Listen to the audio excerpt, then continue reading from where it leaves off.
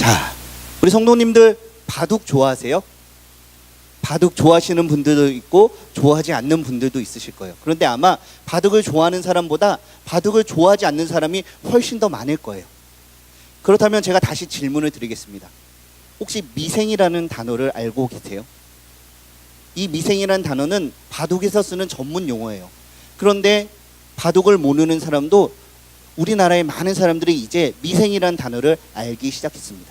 왜냐하면 작년 연말에 한 방송국에서 했던 이 드라마가 많은 인기를 얻게 되었기 때문입니다.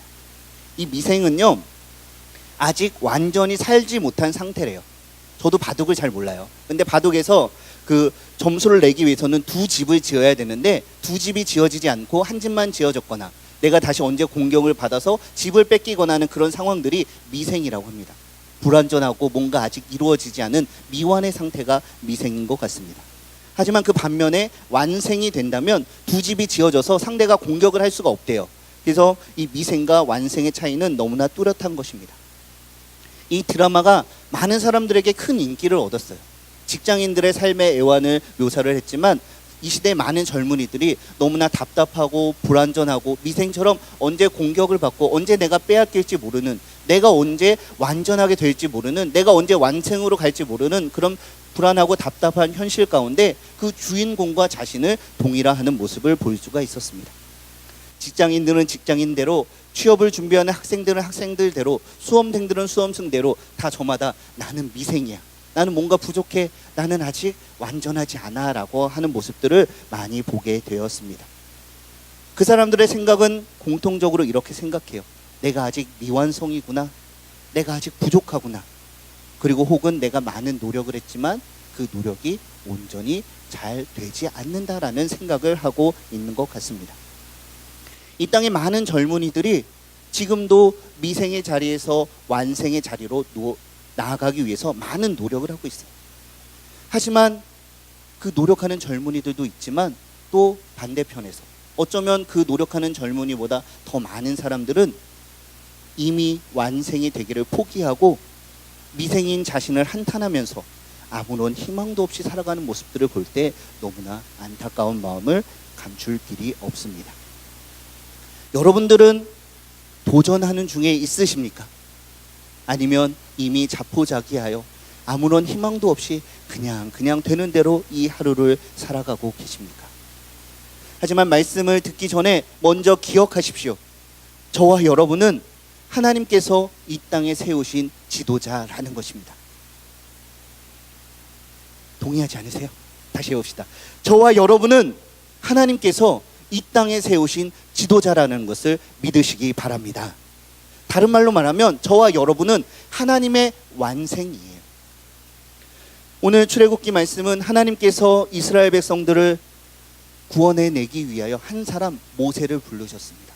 그리고 그 모세를 통하여 하나님의 그 출애굽의 역사를 이루려고 하시는데 모세가 그것을 순종하지 않는 거예요. 하나님 나는 못해요. 하나님 나는 안 돼요. 나는 자신이 없어요. 나는 못해요. 나는 못해요 하면서 총 5번이나 하나님의 말씀을 불순종하였습니다. 그 중에 오늘 우리가 읽었던 4장 말씀은 그 3번째 하나님 앞에 거역하는 모습입니다. 하지만 하나님께서 계속해서 모세를 불러주십니다.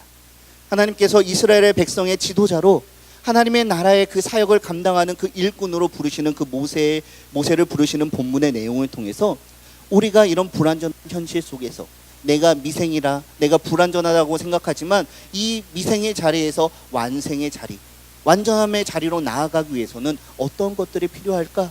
우리가 함께 생각해보고 함께 기도하는 시간이 되시기를 바랍니다. 첫 번째로 우리가 기억해야 될 것, 따라해 봅시다. 나의 삶의 모습과 방향을 점검해야 합니다. 할렐루야. 그렇습니다. 우리가 완전한 완생의 자리로 나아가기 위해서는 정말 내 삶의 모습이 제대로 되어 있는가? 내 삶의 방향이 어디로 가고 있는가? 내가 어떤 방법을 쓰고 있는데 나의 삶의 목적은 무엇인가? 그것을 멈추어 서서 살펴보는 것이 필요합니다. 우리 4장 1절 말씀 읽어볼까요? 4장 1절입니다. 시작. 모세가 대답하여 이르되 그러나 그들이 나를 믿지 아니하며 내 말을 듣지 아니하고 이르기를 여호와께서 내게 나타나지 아니하셨다 하리이다. 아멘. 하나님께서 가라, 그들이 내 말을 들을 것이다 라고 말씀하셨지만 모세가 말하는 거예요. 아니에요, 하나님 안 돼요. 그들이 내 말을 듣지 않을 거예요. 이건 안 봐도 뻔합니다. 하나님 가당치도 않은 말씀입니다 라고 하나님 앞에 그 말씀을 듣지 않고 있습니다. 왜냐하면 모세는 이미 40년 전에 한번 그런 시도를 해봤었어요. 그런데 그것이 어떻게 되었나요? 성공했나요? 성공했으면 모세가 지금 이 자리에 없었겠죠. 그것에 실패하여서 미디안 광야에서 40년이나 실패자로서, 도망자로서 열등감에 사로잡혀 있던 것이 모세의 모습이었기 때문입니다. 모세는요, 왕궁에서 바로의 딸의 아들로 자라나게 되었습니다. 애굽의 정통 엘리트 코스를 다 밟았어요. 애굽 사람들의 지혜가 많았고요, 학식이 많았고요, 명예와 높은 자리에 있었어요. 그런 사람이 바로 모세였습니다. 자라나면서 그래도 그 마음속에 내가 히브리 민족의 아들인데, 내가 히브리 민족의 후손인데, 지금은 내가 그들과는 달리 이렇게 편한 생활을 하고 좋은 교육을 받고 있지만 내가 언젠가 저들에게 뭔가 일을 해야겠다, 압제받고 있는 이 애굽 땅에서 저들을 구하는 일을 내가 감당해야겠다, 그런 마음이 있었어요. 그런데 모세의 그런 마음, 그런 계획은 시작도 하기 전에 실패로 끝나게 되었습니다. 우리 출애굽기 2장으로 한번 같이 가보겠습니다. 한 장만 넘기시면 돼요. 출애굽기 2장 11절입니다. 11절과 12절 말씀을 읽겠습니다. 시작. 모세가 장성한 후에 한 번은 자기 형제들에게 나가서 그들이 고되게 노동하는 것을 보더니 어떤 애굽 사람이 한 히브리 사람 곧 자기 형제를 치는 것을 본지라. 좌우를 살펴 사람이 없음을 보고 그 애굽 사람을 쳐 죽여 모래에 감추니라. 아멘. 모세는요, 장성한 후에, 그가 애굽 사람의 많은 지혜와 지식과 그 학식을 다 갖춘 후에, 요즘 청년들이 하는 말로는 스펙을 다 쌓은 후에, 아, 이제 내가 되겠구나 라고 생각했을 바로 그때였어요. 어느 날 밖에 나가보니까 자신이 동족이라고 생각하는 그 히브리 사람들이 애굽 사람들에게 고통을 받고 있던 거예요. 멸대를 받고 모욕을 받고 그 육신의 고통을 당하면서 너무나 아파 있는 것을 보고, 저러서는 안 되겠구나라는 그 울분이 그 마음속에 생기게 되었습니다. 그리고 그 울분의 마음을 바로 행동으로 옮기게 되었습니다. 그를 구하기 위해서 애굽 사람을 죽이게 되었던 거예요. 그리고 이어지는 말씀을 보니까 그 다음 날에는 또 길거리를 가다 보니까 히브리 사람끼리 싸우고 있는 거예요. 아, 내가 저들의 중재를 해야겠다, 저들의 다툼을 없애야겠다라고 하면서 그들의 분쟁을 해결하려고 했지만 오히려 그들에게 배척을 당하게 되고 도망자가 되어서 그 머나먼 미디안 광야로 쫓겨가게 됐고요. 바로의 딸의 아들, 애굽의 왕자로서 살아가던 그 위풍당당한 모습, 그것들은 온데간데 없어지고 그 척박한 광야 땅에서 양이나 치는, 작대기 하나 들고 양을 치는 그 초라한 모습으로 다시 40년의 인생을 보내고 있었던 것이 모세였습니다. 40년이라는 시간 동안 모세가 얼마나 많은 생각들을 했을까요?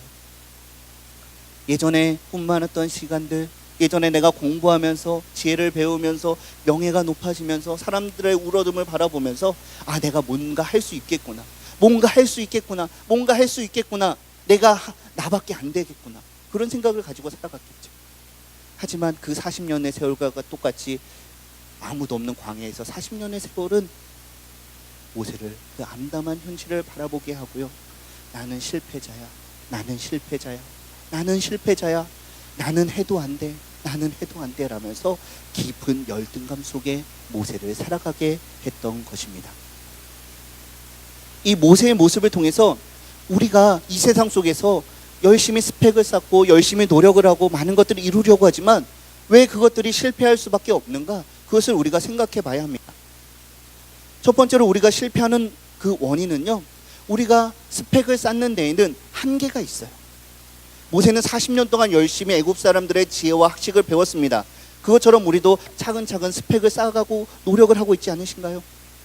어린이집과 유치원과 초등학교, 중학교, 고등학교, 대학교, 대학원, 과외와 학원과 여러 가지 공부를 하면서 어학연수도 하고요. 요즘은 영어도 잘해야 되고요. 중국어도 잘해야 되고요. 일본어도 잘해야 되고요. 해야 되는 게 너무나 많아요. 봉사활동도 열심히 해야 돼요. 해외 연수도 갔다 와야 돼요. 책도 많이 읽어야 돼요. 하지만 저마다 열심히 바쁘게 살면서 저마다 자신만의 완생을 꿈꾸면서 성공을 꿈꾸면서 살아가고 있지 않은가요? 그런데 한번 생각해 보세요. 내가 스펙을 많이 쌓으면 많이 쌓은 대로 이 스펙이 우리에게 성공을 보장해 주던가요? 내가 더 많이 배우고 더 많이 공부하고 더 많이 노력하면 조금 덜 공부한 사람보다 내가 그만큼 더 성공하는 것이 우리 삶의 모습에서 그대로 나타나던가요? 그렇지 않죠. 그렇지 않습니다. 왜 그런지, 왜 그럴까요? 우리 2장 15절 말씀 읽어봅시다. 2장 15절입니다. 시작. 바로가 이 일을 듣고 모세를 죽이고자 하여 찾는지라 모세가 바로의 낯을 피하여 미디안 땅에 머물며 하루는 우물 곁에 앉았더라. 아멘. 어떻게 보면 모세는 참 대단한 사람이었어요. 많은 것을 배웠고요. 많은 부와 명예를 가지고 있었어요. 정말 그 스펙은 정말 대단하고 모든 것을 이룰 것처럼 보였어요. 하지만 모세의 스펙을 뛰어넘는 바로라는 절대적인 존재가 또 있었던 것입니다. 우리가 많은 것을 배우고 많은 것을 가지지만 그것이 우리를 만족하게 하지는 못해요. 왜냐하면 우리 주변에는 항상 나보다 더 잘난 사람이 있기 때문에, 나보다 더 조금 더 공부한 사람이 있고요, 나보다 더 말을 잘하는 사람이 있고요, 나보다 더 뭔가 많은 가진 사람이 있어서 우리는 끊임없이 그 사람들을 바라보면서 나를 비교해요. 내가 열심히 노력했는데 이것밖에 안 되는구나. 아, 내가 이만큼 노력했는데 저 사람은 나보다 더 대단하네. 내가 얼마나 더 많은 노력을 해야 될까? 그러다가 그 사람과의 경쟁에서 도태가 되고, 아니면 경쟁을 하기도 전에 내 마음이 먼저 스스로 포기하고 좌절하고 실패하는 것이 우리의 모습이 아닌가요? 한 번에 두 번의 시도가 실패로 돌아가자, 아, 저 바로는 내가 이길 수 없어. 여기까지 내가 했던 노력이 모두 물거품이 됐구나. 그리고 포기해버리지는 않습니까? 또한 우리의 노력이 실패로 돌아가는 두 번째 이유는 이거예요. 우리 14절 말씀 읽어봅시다. 14절이에요. 시작. 그가 이르되 누가 너를 우리를 다스리는 자와 재판관으로 삼았느냐? 내가 애굽 사람을 죽인 것처럼 나도 죽이려느냐? 모세가 두려워 이르되 일이 탈로 되었도다. 아멘. 모세에게는요, 자신의 스펙을 뛰어넘는 바로가 있었을 뿐만이 아니라 그 옆에 그가 믿었던, 내 편을 들어주겠지라고 생각했던 히브리 사람들이 그를 배신하는 것입니다. 왜 그럴까요? 우리가 살아가는 이 세상은 무한 경쟁의 사회이기 때문입니다. 모든 사람들이 다 똑같은 생각을 하고 있어요. 나랑 같은 생각이에요. 내가 잘 돼야 돼. 내가 출세해야 돼. 내가 성공해야 돼. 내가 더 많은 것을 가져야 돼. 내가 이익을 가져야 돼. 그런 생각을 가지고 있어요. 만약 그들의 생각에 모세가 정말 대단하고 나에게 출애굽이라는 이익을 가져다 둘 그럴 만한 사람이었으면 이렇게 얘기하지 않았을 거예요. 모세, 모세, 모세, 모세 그러면서 같이 반란군을 하고 바로와 같이 싸웠겠죠. 근데 그들이 보니까 이 모세가 자신에게 아무런 도움이 되지 않는 거예요. 그래서 내가 뭔데 우리의 재판관으로 언제 우리가 삼았냐? 네가 뭔데 우리한테 이러라 저래라 하느냐? 그렇게 말하고 있는 것이죠. 바로가 모세를 싫어하고 바로가 모세를 잡으려고 했던 것은 너무나 당연해요. 하지만 그가 선대를 베풀었고 내 편이라고 생각했고 나와 함께하는 나의 동지요 형제라고 생각했던 그 히브리인들의 냉대와 이런 반응은 모세에게 엄청난 충격으로 다가왔습니다. 내가 너한테 어떻게 했는데? 내가 너한테 어떻게 했는데? 내가 너한테 해준 게 있는데 내가 너 어떻게 나한테 이렇게 할 수 있느냐? 이런 모습들은 우리가 살아가는 이 세상 속에서 많이 발견하게 되지 않나요? 끊임없는 무한 경쟁을 하면서 살아갑니다. 우리 모두는 죄인이기 때문에 내 마음속에 탐욕을 가지고 살아가요. 이 탐욕은 어떤 거죠? 내가 잘 돼야 돼. 내가 출세해야 돼. 나만 잘 돼야 돼. 내 자식만 잘 돼야 돼. 내 남편만 잘 돼야 돼. 내 아내만 잘 돼야 돼. 내 손자만 잘 돼야 돼. 내 손자의 손자만 잘 돼야 돼. 그런 생각 우리가 가지고 살고 있지 않으실까요? 이런 무한 경쟁 속에서 나의 이익이 보장이 되지 않는다면 친했던 관계도 쉽게 틀어지게 됩니다. 배신을 하고 배반을 하고 친해졌다 다시 배반을 하고 다시 친해졌다 배반을 하고, 우리가 아무리 많은 노력을 하지만 진정으로 이 세상 가운데 나를 알아주고 나를 이해해주고 나를 위로해주는 사람을 만나기 쉽지 않습니다. 조금만 틈을 보이면 그 사람이 나를 배신하고 내 등에 칼을 꼽고 나를 밟고 올라서려는 이 세상 속에서 우리가 살아가면서 우리의 몸이 지치게 되고요, 우리의 마음이 지치게 되고요, 이런 것들이 우리를 더 깊은 좌절과 실망 가운데로 빠져들게 만들지 않고 계십니까? 왜 이런 일들이 일어날까요? 우리가 너무나 열심히 노력했는데, 열심히 수고했는데, 열심히 공부했는데, 열심히 밤잠도 자지 않고 먹지도 않고 스펙을 쌓으며 노력을 했는데 왜 이런 것들이 우리에게 성공을 보장해 주지 않을까요?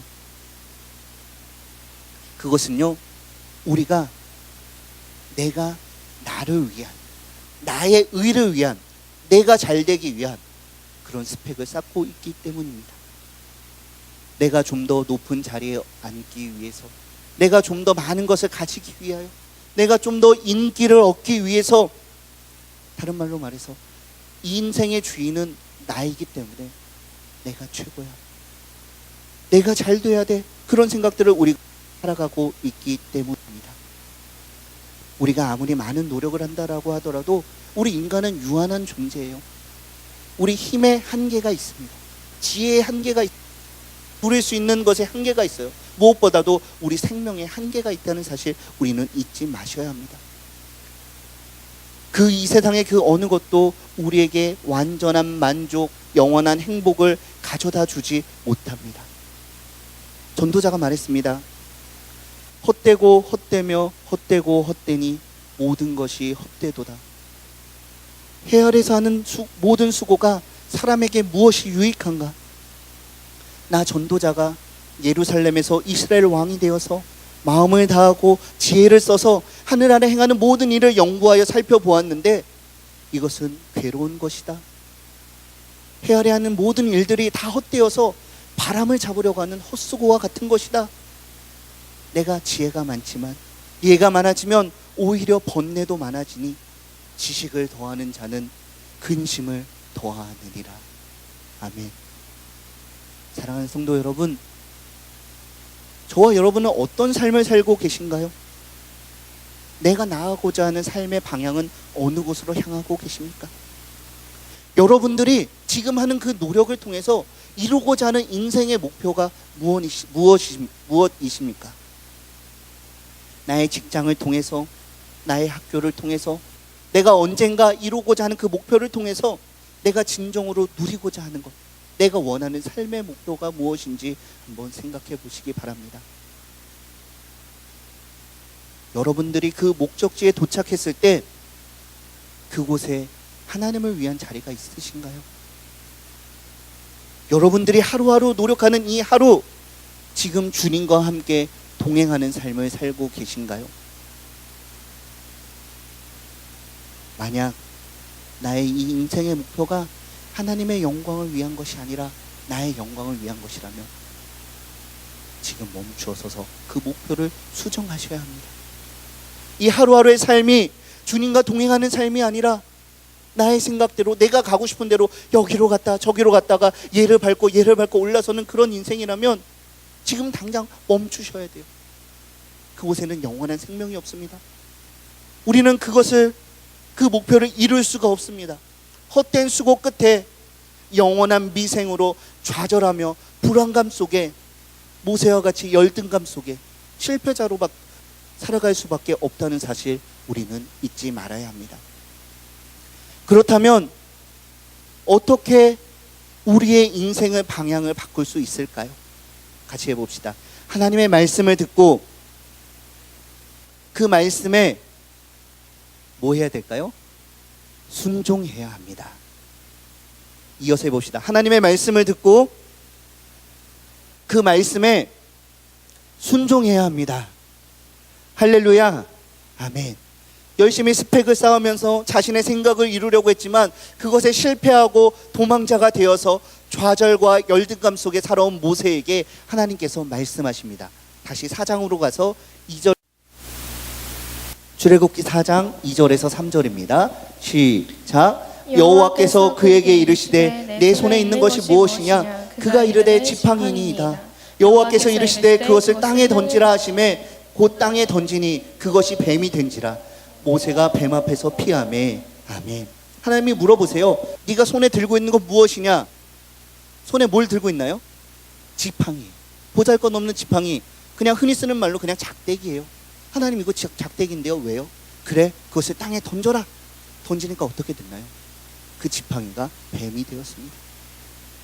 하나님께서 계속해서 말씀하십니다. 모세에게 이르되 내 손을 내밀어 그 꼬리를 잡으라. 그가 손을 내밀어 그것을 잡음에 그의 손에서 지팡이가 된지라. 아멘.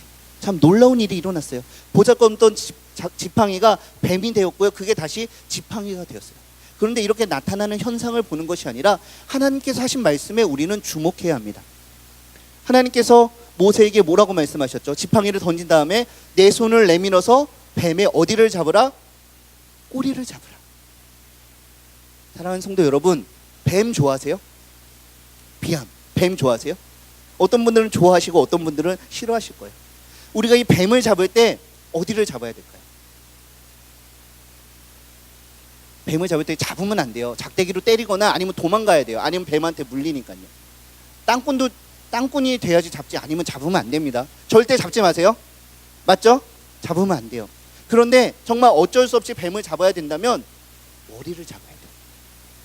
왜냐하면 꼬리를 잡으면 어떻게 될까요? 뱀이 갑자기 확 달려들어서 내 몸에 따리를 틀고 나를 물러서 상처를 입히게 하거나 아니면 그 독에 우리가 생명을 잃게 될지도 모릅니다. 그런데 하나님께서는 뱀의 꼬리를 잡으라고 하세요. 머리를 잡는 게 아니라. 참 이해가 되지 않아요. 하지만 모세는 어떻게 했습니까? 그 말씀에 순종해서 그대로 꼬리를 잡았습니다.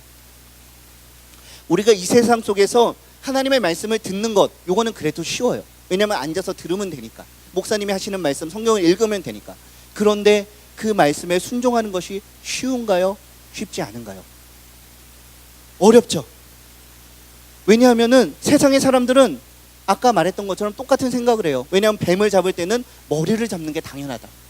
꼬리를 잡으면 내가 물려서 죽으니까, 내가 손해를 보니까 뱀을 잡아야지 내가 이익이 돼. 왜냐하면 뱀을 잡아야지 내 목숨을 구하고 그 뱀을 때려잡아서 독을 없애서 팔아서 내가 돈을 얻거나 아니면 그 뱀을 잡아서 고아서 보양식을 만들어서 먹어서 내가 힘을 얻는 이익을 얻어. 그런 생각을 가지고 사람들이 다 그렇게 살아갑니다. 그런데 하나님도 그거 너무나 잘 알고 계시잖아요. 하나님이 과연 모르실까요? 뱀을 꼬리로 잡으면 문다는 거 모르실까요? 아시죠? 그런데 왜 머리가 아니라 꼬리를 잡으라고 하실까요? 하나님께서 우리가 순종하는지 안 하는지를 보시기를 원하시기 때문입니다.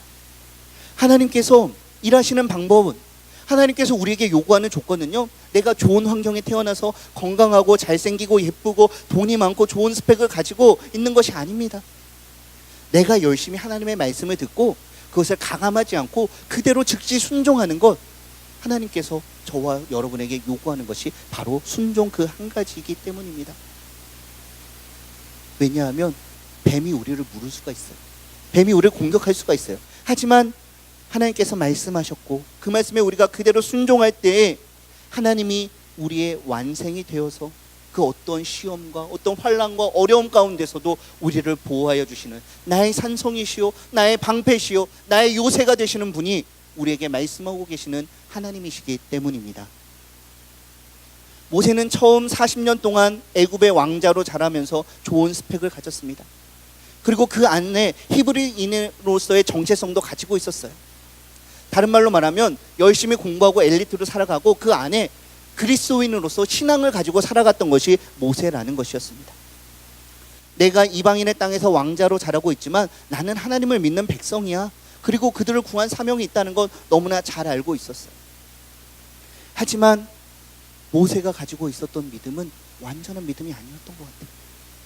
하나님을 신뢰하고 하나님을 의지한다고 했지만 결정적인 순간에는 하나님보다 자신의 생각이 더 앞서 나갔던 것이 모세였습니다. 아까 읽었던 출애굽기 2장 12절을 보니까 그 애굽 사람을 죽이기 전에 모세가 한 행동이 있어요. 제가 12절 읽어드릴게요. 좌우를 살펴 사람이 없음을 보고 그 애굽 사람을 쳐 죽여 모래 속에 감추니라. 아멘. 모세가 옆을 살펴보는 거예요. 누가 보는 사람이 없나? 누가 지켜보는 사람이 없나? 본다면 아무도 없구나. 괜찮겠다 하고 그 행동을 결단에 옮긴 거였습니다. 그런데 한번 생각해 보세요. 모세가 정말 하나님을 믿는 온전한 믿음이 있었더라면 어떻게 해야 됐을까요? 좌우를 살펴보고 아무도 없는 것을 보고 안심하고 그런 행동을 하는 것이 아니라 위를 봐야겠죠. 위에 계신 하나님을 바라보고 하나님께 기도해야 됩니다. 하나님, 내 동족이 저렇게 아픔을 당하는데 내가 어떻게 하여야겠습니까? 나에게 가르쳐 주시옵소서. 나를 준비시키고 나를 훈련시킨 하나님, 이 상황 가운데 내가 해야 되는 일이 무엇입니까? 먼저 물어보고 하나님의 말씀을 듣고 행동해야 되는 것이 그리스도인으로서 올바른 방법이 아니었던가요? 하지만 모세는 그렇게 하지 않았습니다. 하나님보다 자신의 생각, 자신의 의, 나의 힘이 먼저 앞섰던 것이 모세의 실패의 원인이었습니다. 아마 40년 전에 모세였다면 뱀의 꼬리를 잡으라는 하나님의 말씀에 하나님 말도 안 돼요. 하나님 정말 이해가 되지 않는 말씀을 하고 계시네. 가만히 있어 보세요. 뱀은요, 꼬리를 잡는 게 아니라 머리를 잡는 거예요. 제가 이 뱀을 잡아다가 좋은 거 해드릴게요. 잠깐만 기다리세요. 그러면서 그 뱀을 잡았을지도 모르겠습니다. 하지만 모세는 하나님의 말씀에 그대로 순종하여 꼬리를 잡았습니다. 그리고 그 말씀에 순종할 때 이 뱀이 지팡이가 되는 이적을 체험하게 되었던 것입니다. 오늘날 하나님께서도 저와 여러분에게 동일하게 요구하십니다. 나를 믿고 순종하라. 온전히 나를 믿어라. 세상의 사람들 그 평판, 그 너의 체면을 생각하고 다른 사람들이 어리석다 그렇게 말하는 것이 아니라 온전히 나의 말씀을 듣고 너의 인생을 나에게 맡겨라. 그것을 원하고 계시는 것이죠. 이 자리에 계신 저와 여러분들은 그리스도인들이 맞으시죠? 그리스도인들 아니세요? 그리스도인들 맞으시죠? 그리스도인들은 어떻게 살아야 할까요? 무엇을 들으며 살아야 되나요? 하나님의 말씀. 그렇다면 그 말씀을 듣고 어떻게 해야 되나요? 순종해야 합니다. 너무나 잘 알고 계세요. 우리는 누구라고요? 그리스도인이에요. 그리스도인들은 무엇을 들어야 되나요? 하나님의 말씀. 그 말씀을 듣고 어떻게 해야 되나요? 순종해야 됩니다. 너무나 잘 알고 있어요. 그렇다면 한 번 더 물어보겠습니다. 정말 그렇게 살고 계십니까? 하나님의 말씀은 이런 것입니다. 너의 오른뺨을 치는 자에게 왼뺨을 돌려대라. 겉옷을 달라고 하는 자에게 속옷까지 내어주라. 내가 먼저 손해봐라. 네가 대접받고 싶으면 먼저 섬기는 자가 되어라. 높은 자리에 앉지 말고 낮은 자리에 앉아. 너의 의를 자랑하지 말고 겸손히 하나님 앞에 회개하며 눈물을 흘려라. 받을 것은 생각하지 말고 이미 준 것은 다 잊어버리고 끝없이 용서하고 끝없이 용납하고 끝없이 사랑을 베풀어. 그것이 하나님께서 저 여러분에게 요구하시는 하나님의 말씀입니다. 잘 지키고 계십니까? 가정에서, 학교에서, 직장에서 때로는 사람들이 손가락질하면서 너는 왜 그렇게 미련하게 살아? 뱀의 머리를 잡아야지 꼬리를 잡으면 어떡해? 그런 손가락질 속에서도 아니야, 하나님께서 꼬리를 잡으라고 하셨으니까 나는 꼬리를 잡을 거야. 그런 삶을 살고 계세요. 비록 내가 손해를 보고 이익을 얻지 못하고 다른 사람 다 좋아하고 남에게 퍼주는 것 같아도 그래도 하나님께서 나에게 말씀하셨기 때문에 내가 겸손히 순종하겠습니다. 그런 인생들을 살고 계십니까? 아니면 모세와 같이 좌우를 살펴보고 아무도 없구나, 옳다구니 됐다 그러면서 하나님의 말씀은 잠시 미루어두고 내 생각이 먼저, 내 의가 먼저 되는 삶을 살고 있지 않으십니까? 아니면 그것도 벗어나서 이 교회를 떠나는 순간 나는 애국 사람이야 그러면서 이 세상 속에서 태양의 신을 섬기고 나일강의 신들을 섬기며 이방인들과 같이 하나님과 상관없는 모습으로 살아가고 있지는 않으신가요? 사랑하는 성도 여러분, 하나님의 말씀을 들어야 합니다. 하나님의 말씀을 듣기를 힘써야 합니다. 그리고 그 말씀에 순종해야 합니다. 왜냐하면 그래야지 우리가 살 수 있기 때문입니다.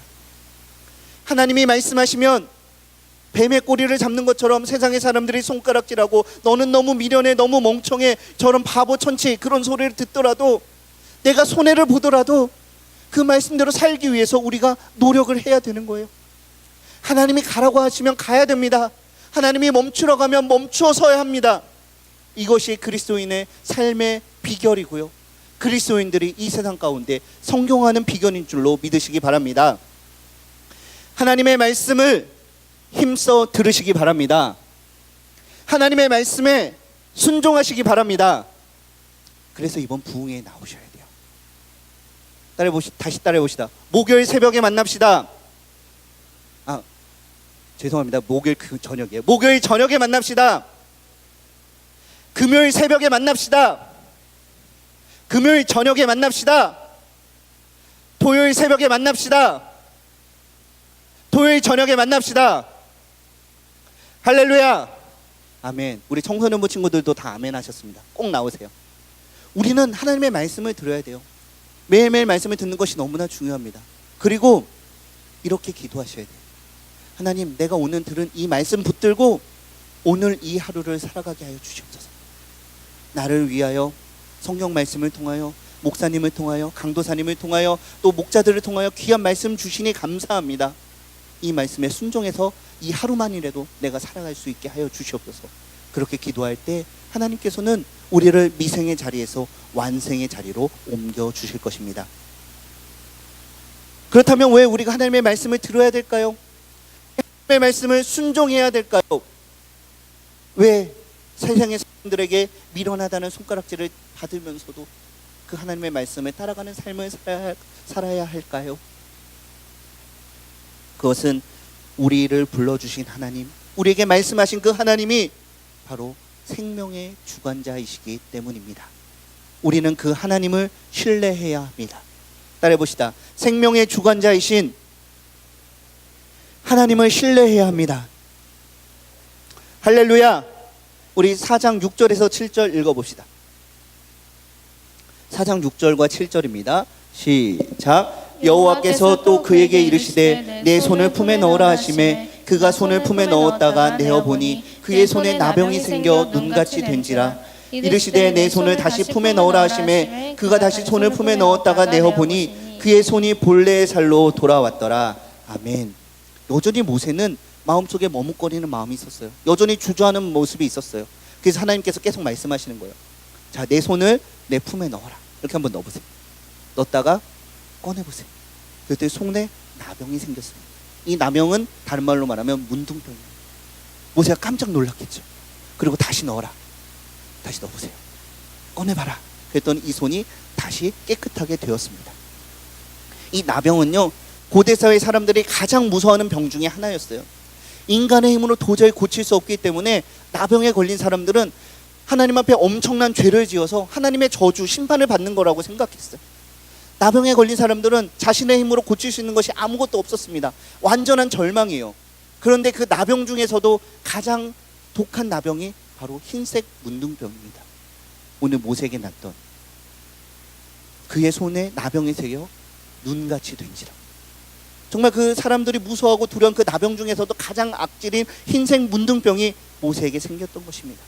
그런데 넣었다가 빼었다가 하니까 나병이 생겼다가 없어졌다가 하는 것이죠. 또 하나님께서 계속해서 말씀하십니다.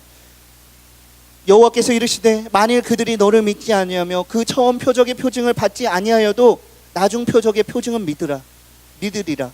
그들이 이 두 이적을 믿지 아니하며 내 말을 듣지 아니하거든 너는 나일강 물을 조금 떠다가 땅에 부어라.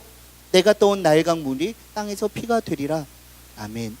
이 나일강은요, 애굽 사람들에게 있어서 자신의 생명줄로 여기던 것이 바로 나일강이었습니다. 그리고 이 나일강도 생명을 상징하는 신의 하나였어요.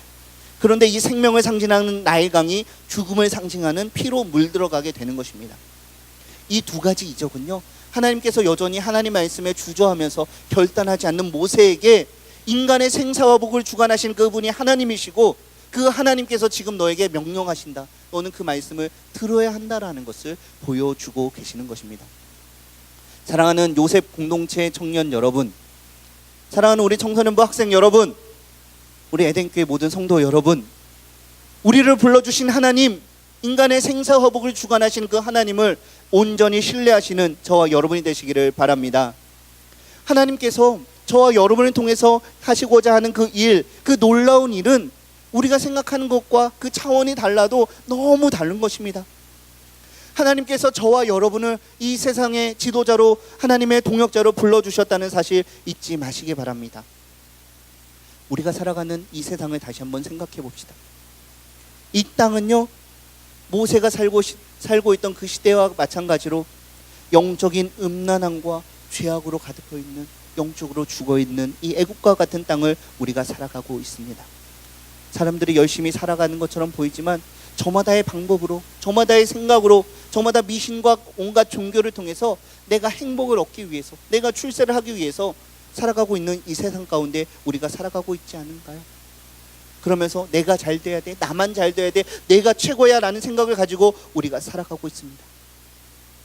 우리를 부르신 하나님께서 바로 이 영적으로 음란한 애국과 같은 세상으로 저와 여러분을 불러 보내주셨습니다. 이제 내가 너를 바로에게 보내어 너에게 내 백성 이스라엘 자손을 애굽에서 인도하여 내게 하리라. 아멘. 그런데 우리가 그 사명 잊어버리고 있지 않으신가요? 어느 순간인가 내가 아멘을 하고 하나님 앞에 뜨거운 열심이 있었지만 그것이 나만을 위한, 나의 가족만을 위한, 나의 행복을 위한 축복을 받는 도구로 변질이 되어서 그 신앙을 이용하고 있지 않으십니까? 과거의 실패에 사로잡혀서 나는 해도 안 돼, 해봤는데 안 돼, 그냥 안 돼, 에이, 안 되겠다 하면서 열등감 속에 사로잡혀 있지는 않으십니까? 우리의 삶을 점검하며 삶의 목표를 점검하며 우리의 삶의 방향을 바꾸어야 합니다. 내가 주인이 되는 것이 아니라 하나님이 주인이 되시는 인생을 살아야 합니다. 그 나의 주인이신 하나님의 말씀을 청종해야 합니다. 그 말씀에 순종해야 합니다. 우리가 하나님의 말씀을 듣는다면 우리는 하나님의 놀라운 은혜의 도구로 사용이 되겠지만 불순종한다면 그냥 볼품없는 작대기로 전락하고 말 것입니다. 지금 순종을 결단하십시오. 하나님의 말씀을 듣기로 결단하십시오. 나의 인생의 주인의 자리에 하나님을 모시기로 결단하십시오. 자신만을 위한 스펙을 쌓던 모세는 바로를 뛰어넘지 못하고 실패하며 열등감 속에 믿었던 이스라엘 백성들에게 마저 배신을 당하여 좌절하며 미생인 상태로 머물러 있었지만 겸손히 하나님의 말씀에 순종하여 나중에라도 믿음의 스펙을 쌓아갔던 모세는 나의 힘에 나의 능력을 의지하는 것이 아니라 하나님의 능력을 의지하여 그 바로를 뛰어넘고 그에게 등을 돌렸던 이스라엘 백성들을 하나로 하여 하나님이 인도하신 가나안 땅으로 이끌어내는 지도자가 되었습니다. 어떤 방법으로 이 세상을 살아가십니까? 어떤 것들을 계획하고 계십니까? 세상과 같은 방법으로 승부하려 하지 말고 세상과 다른 방법, 하나님의 방법으로 승부하시는 저와 여러분이 되시기를 바랍니다. 지금 이 자리에서 하나님의 말씀에 순종하며 살아가는 인생이 될 때에 하나님께서 우리의 인생을 미생의 자리에서 완생의 자리로 인도하여 주실 것입니다.